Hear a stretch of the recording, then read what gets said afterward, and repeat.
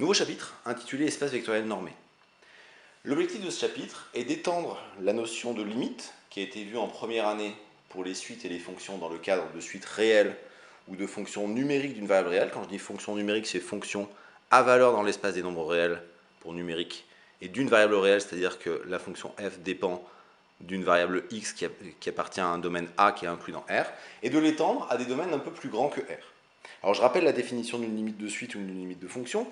Pour une suite réelle, un tend vers L, ça signifie que quel que soit epsilon, strictement positif, il existe un rang à partir duquel la valeur absolue de un moins L est strictement plus petite que epsilon. Et pour une fonction f définie sur A inclus dans R à valeur réelle, et x0 un réel, f de x tend vers L quand x tend vers x0 signifie que pour tout epsilon strictement positif, il existe un delta strictement positif tel que pour tout x dans le domaine de définition de f, si x est distant de x0 d'O plus delta, alors f de x est distant de L d'O plus epsilon. Alors une généralisation de cette définition, vous en avez déjà fait en première année, puisque vous avez parlé de convergence de suites complexes. Donc cette même définition d'une suite, de la convergence d'une suite, vous l'avez étendue dans le cas d'une suite complexe, c'est-à-dire que vous aviez autorisé que un soit une suite à valeur complexe, et simplement la seule chose qui changeait, c'est que la valeur absolue qui était ici devenait le module.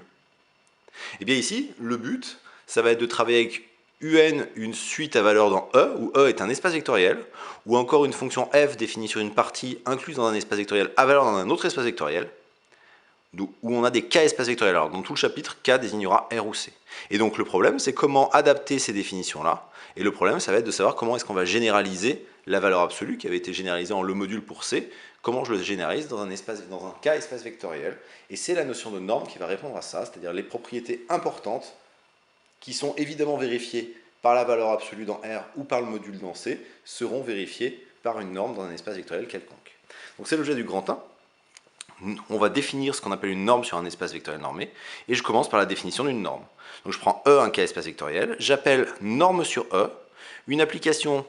que j'appelle grand N, que je note grand N, souvent on la notera double barre, on verra, c'est une notation qu'on rencontrera souvent, une application qui va de E dans R+, donc la norme d'un vecteur c'est un réel positif, ça c'est une première propriété déjà, ça rentre dans la définition, j'ai mis 3 points mais en fait il y en a 4, c'est le fait qu'une norme ça aille de E dans R+, tel que, quel que soit un vecteur et quel que soit un scalaire, la norme de lambda fois le scalaire, eh bien le scalaire va sortir devant la norme avec un module. Donc n de lambda x, c'est module de lambda fois n de x, module de lambda ou valeur absolue de lambda, selon si k c'est R ou C. Mais la notation est la même, et de toute façon, le module, quand je dis module de lambda, ça marche même si lambda est un réel. Ça, c'est ce qu'on appelle l'axiome d'homogénéité, c'est-à-dire qu'en gros, je peux sortir un scalaire en n'oubliant pas le module. L'axiome de séparation, qui me dit que quel que soit x un vecteur, si la norme de x est nulle au sens du zéro des réels,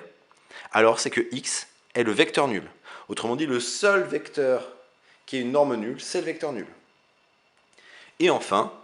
attention, la norme, c'est pas quelque chose de linéaire, la norme d'une somme n'est pas égale à la somme des normes, mais on a ce qu'on appelle l'inégalité triangulaire, à savoir que, quel que soit x et y deux vecteurs, la norme d'une somme est plus petite que la somme des normes. Et donc, une fois qu'on a une application n qui vérifie ces trois axiomes, E avec n, cette norme n, est appelée un espace vectoriel normé. Et l'objectif de la suite du chapitre va être de trouver des exemples d'espaces vectoriels normés et de voir quelles sont les propriétés qui étaient vraies pour les limites de suite ou les limites de fonction qui s'étendent bien aux espaces vectoriels normés.